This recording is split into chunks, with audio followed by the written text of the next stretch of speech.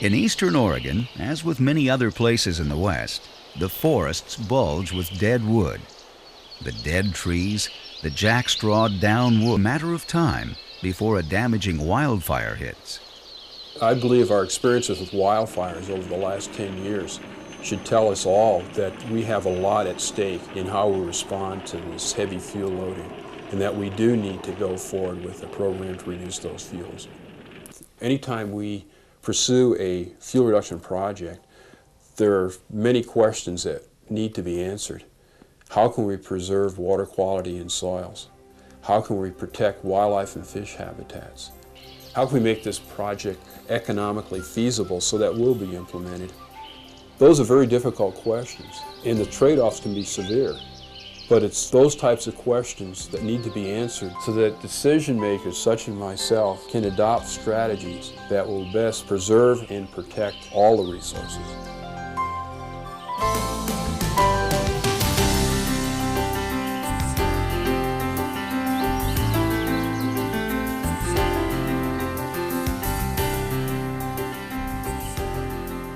The Limber Jim project area lies in the northeast corner of Oregon in Wallowa-Whitman National Forest. Managers wanted to reduce fuels along Limber Jim Ridge in order to protect a municipal watershed from wildfire. Their objective was clear, but the questions about environmental trade-offs and economic uncertainty remained. We are never completely certain that the management practices we use, even those that we come to be very comfortable with, we're never really certain whether those practices are appropriate for a given place or a given time. The problem here at Limber Jim is how do we reduce fuels in this project area in a way that's both economically feasible and environmentally sound? How do we do that? This is tough stuff to work with. It's high cost, and our chances of success with just a drip torch and this kind of stuff are extremely limited. These are career-ending kind of prescribed burns here, folks.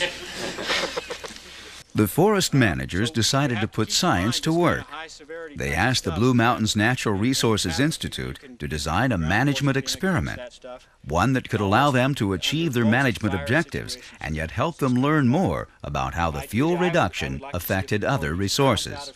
To break up this crown spacing, this bulk density. There are lots of management projects happening right now in the Blue Mountains and elsewhere in the Intermountain West in which fuel reduction is the primary objective. Limber Jim is no different than many of those. The difference is the dovetailing of the research and the management that make this project so special. It's research in a management context. It's operational research. As the managers managed, the researchers followed their own list of objectives. And those objectives essentially are, to what extent are fuels actually reduced here at Limber Jim? What is the cost of implementing the fuel reduction objective? What are the environmental effects in terms of soil productivity impacts and the residual stand impacts? And what is the overall influence of fuel reduction on a key wildlife species, the pine marten? To achieve these objectives, researchers set up an experimental design that would compare the economics and environmental effects of two different log retrieval systems, the cable yarder and the forwarder. Now, the conventional wisdom tells us that typically cable yarding is more expensive than skidding or forwarding. And typically it should result in less soil impacts. We don't really know that, but we're measuring it. And we're going to be able to tell the manager what the trade-offs are if he selects a forwarder versus a cable system. The research and the management depended on some specialized machinery to accomplish the fuel reduction. The process started with the single grip harvester, a large track-mounted machine that has become well known for its safety, efficiency, and light-on-the-land capabilities. The operator can reach 30 feet into the stand, fell a tree or pick up a dead one from the forest floor, and then limit, bucket to length, and pile the logs.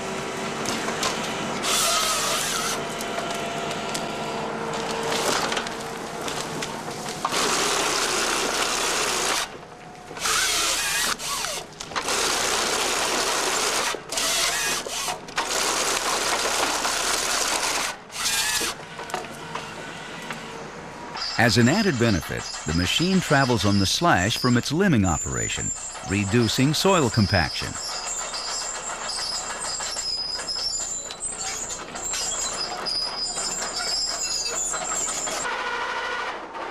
When the single grip harvester completes a unit, the logs are brought to the landing either by a cable yarder or by a forwarder.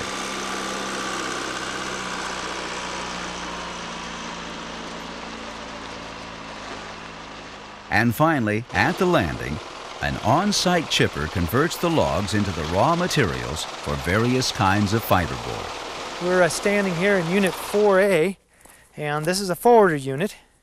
And it's pretty easy to see that there's been some sort of an impact here.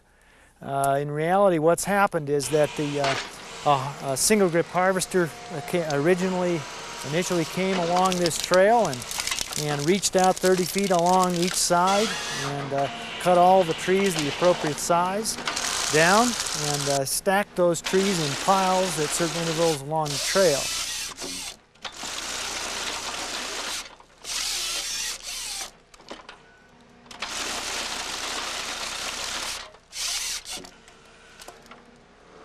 A little later on came a forwarding machine, which essentially is looks like a truck with a bed on it. It's got two parts, a trailer and a main part, and it actually has a hook to pick up those bundles of logs and just set it on its bed.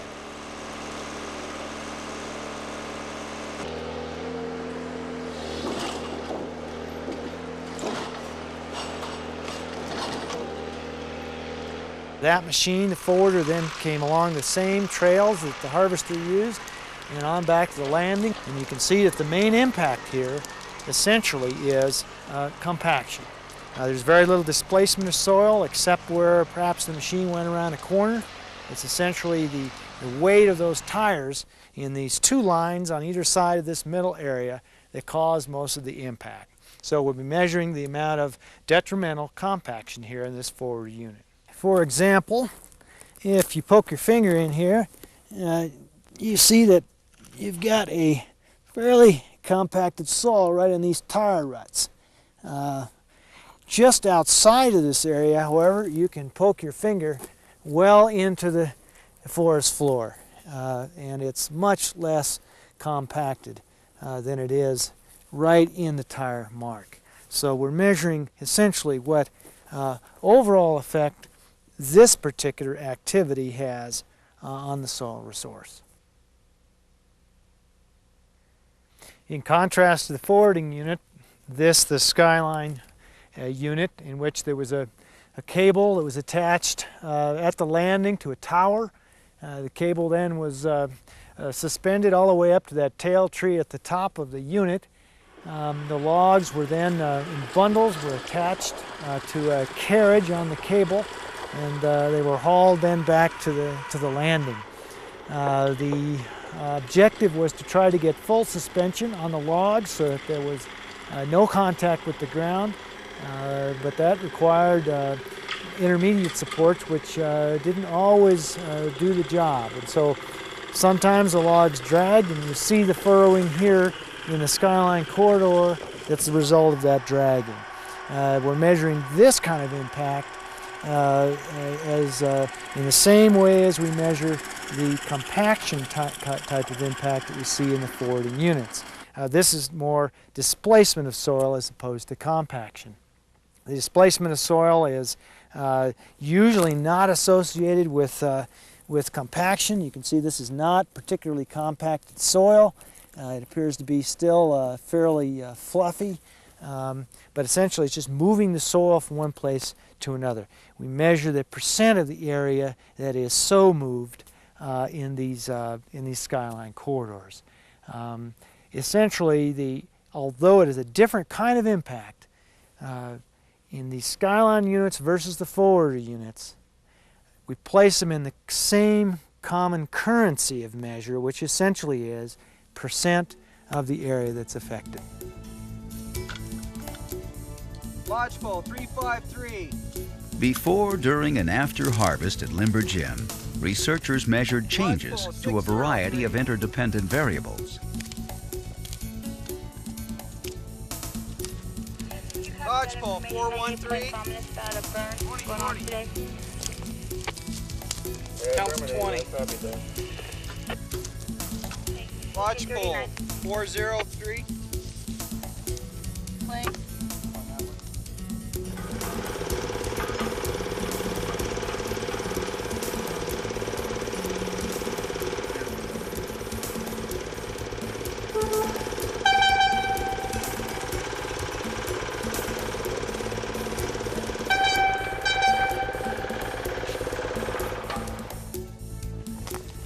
No, but it ain't helping right now.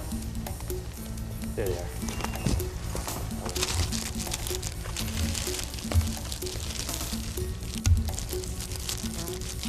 are. We're taking these measurements both in skid trails and skyline corridors and in the areas that are in between the trails to try and get an idea of how the different logging systems up here on the Limber Jim Ridge are affecting soil compaction. Okay, Mary, back on this one. We've got dead top, we've got broken branches, we've got a bowl scar,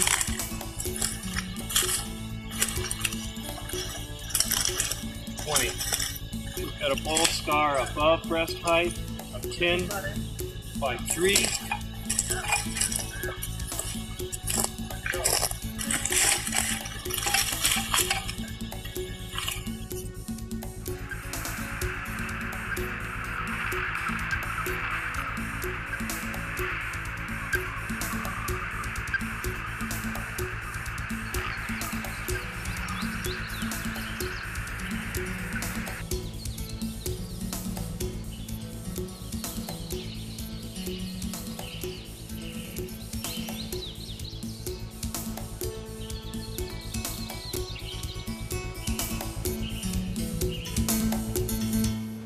As the Limber Jim story unfolded, a surprisingly diverse audience began to take notice. The Conservancy hasn't used thinning technique in our forest before, and so we really need to have the information to back up some of our decisions for what techniques and tools we're going to use out in the Middle Fork. And so we're very grateful to the Institute and the Limber Jim project for having already looked at some of these techniques that we're considering out on the Middle Fork.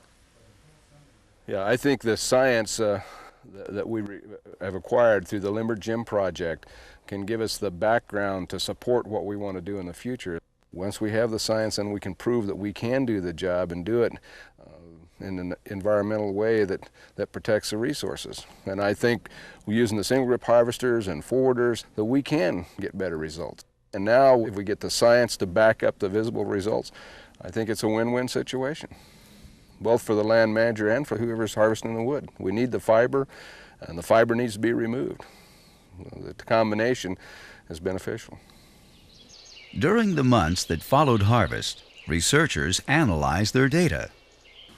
The two systems we were comparing, the Skyline system and the forwarder system, were essentially identical with respect to how they reduced the fuels, got to about 50% original fuels, how they reduced the stems per acre, got to about 40% stems per acre. The extent to which they damaged the soils came in under 10% percent area impacted compared to a 15% regional 6 standard. Pretty good on soil impacts. But the real difference between the two systems was in economics.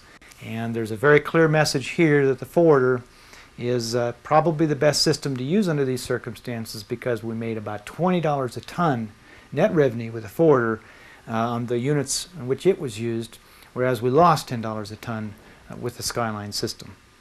The bottom line really for this project is that this kind of information is only possible through a management research partnership. You have to apply science in a management context in order to get this particular kind of information. And this is a very kind of information that's most useful to the manager who needs to make decisions on economic and environmental trade-offs. Are we done now with respect to this fuels issue? Well, of course, the answer to that is no, we're not done. We have to continue to learn by doing. We have to continue to learn through adaptive management. because all of the different variables that people are interested in ecosystems have to be considered simultaneously, and they have to be considered within a management context. We can no longer look at single issues and hope to manage our way out of the dilemma that we're in now. Adaptive management is the wave of the future, and Limber-Gym represents that. This is the kind of work we're going to need to do again and again. We need to go forward with management.